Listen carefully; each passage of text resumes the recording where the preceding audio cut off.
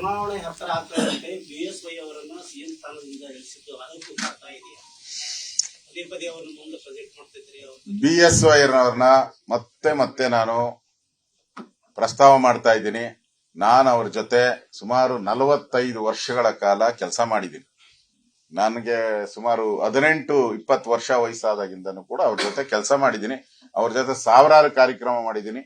ಅವರೇ ವಾಲಂಟಿಯರ್ ಆಗಿ ರಾಜೀನಾಮೆ ಕೊಟ್ಟಿರುವಂತದ್ದು, ಯಾವುದೇ ಒತ್ತಡ ಯಾವುದೇ ಇಲ್ಲದೆ ಅವರೇ ವಾಲಂಟಿಯರ್ ಆಗಿ ರಾಜೀನಾಮೆಯನ್ನ ಕೊಟ್ಟು ಮತ್ತೊಬ್ಬರ ಆಯ್ಕೆಗೆ ಅವಕಾಶ ಮಾಡಿಕೊಟ್ಟಿರುವಂತದ್ದು.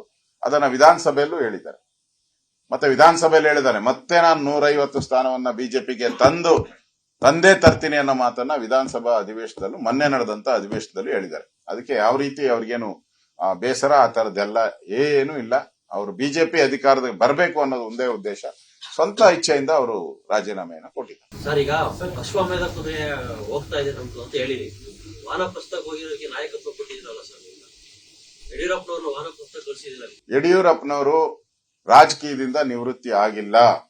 ಅವರು ರಾಜಕೀಯದಲ್ಲೇ ಇದ್ದಾರೆ, ರಾಜಕಾರಣ ಮಾಡ್ತಾರೆ. ಬಿಜೆಪಿಯ ನೇತೃತ್ವವನ್ನ ಅವರು ಕೂಡ ವಹಿಸ್ತಾರೆ. ಅಧಿಕಾರದ ಬೇರೆ, ಪಾರ್ಟಿದು ಬೇರೆ.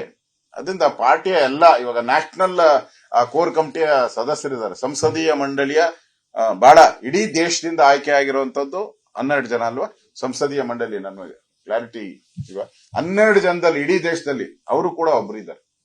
ಆಲ್ಮೋಸ್ಟ್ ಆಲ್ ಸೌತ್ ಇಂಡಿಯಾದಿಂದ ಇವರು ಬಹಳ ಪ್ರಮುಖವಾಗಿ ಯಡಿಯೂರಪ್ಪನವರು ಇದ್ದಾರೆ. ಅದರಿಂದ ಯಡಿಯೂರಪ್ಪ ನಮ್ಮ ನಾಯಕ, ಅದರ ಪ್ರಶ್ನೆನೇ ಇಲ್ಲ. ಕಾಂಗ್ರೆಸ್ ಅವ್ರಿಗೆ ಪಾಪ ಬಹಳ ನೋವಾಗ್ತದೆ. ಯಡಿಯೂರಪ್ಪ ಎಲ್ಲಿ ಬಂದು ಭಾಷಣ ಮಾಡ್ತಾರೋ ಅಂತ ಬೈಕ್ಗೆ ಅವರು ಯಡಿಯೂರಪ್ಪನವ್ರನ್ನ ಅಟ್ಯಾಕ್ ಮಾಡ್ತಾ ಇದ್ದಾರೆ ಅಷ್ಟೇ.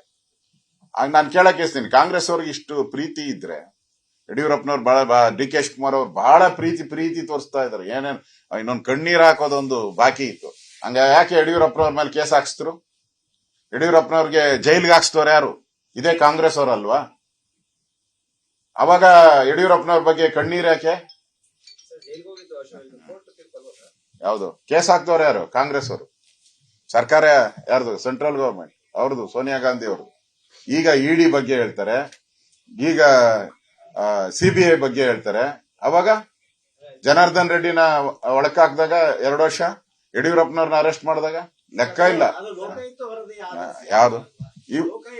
ಹೌದು, ಈಗ ಏನೇನ್ ಆಗ್ತಾ ಇದೆಯೋ ಎಲ್ಲ ಅದ ವರದಿ ಆಧರಿಸೇ ಮಾಡ್ತಾ ಇರೋದು. ಈಗ ರೈಡ್ಗಳೇನೇನ್ ಆಗ್ತಾ ಇದೆಯೋ ಎಲ್ಲ ಅದರ ಮೇಲೆನೆ. ಈಗ ದೆಹಲಿಯ ಉಪಮುಖ್ಯಮಂತ್ರಿ ಆಗಿರೋದು ಅದೇ ಸೇಮ್ ರಿಪೋರ್ಟ್ ಮೇಲೆನೆ ಆಗಿರೋದು. ಡೌಟ್ ಏನೈತೆ? ಡೌಟೇ ಇಲ್ಲ ಅಂದೆ. ಎಲ್ಲ ಅವರೇ ಮೇನ್ ಸೂತ್ರಧಾರರೇ ಅವರು. ಅವಾಗ ಇದ್ದಂತ ಗವರ್ನರ್ ಯಾರು? ಕೇಂದ್ರ ಸರ್ಕಾರ ಯಾರ್ದು? ಎಲ್ಲ ಕಣ್ಣು ಮುಂದೆ ಪಿಕ್ಚರ್ ಇದೆ. ನಾನು ಇದ್ನಲ್ಲ ಜೊತೆಲೆ, ಇದ್ನಲ್ಲ ಅವಾಗ ಯಡಿಯೂರಪ್ಪನವ್ರ ಜೊತೆಲೆ. ನನ್ ಪಿಕ್ಚರ್ ಗೊತ್ತಿದೆ ಚಂದಾಗಿ. ವಿಸ್ತಾರ ನ್ಯೂಸ್, ನಿಖರ ಜನಪರ.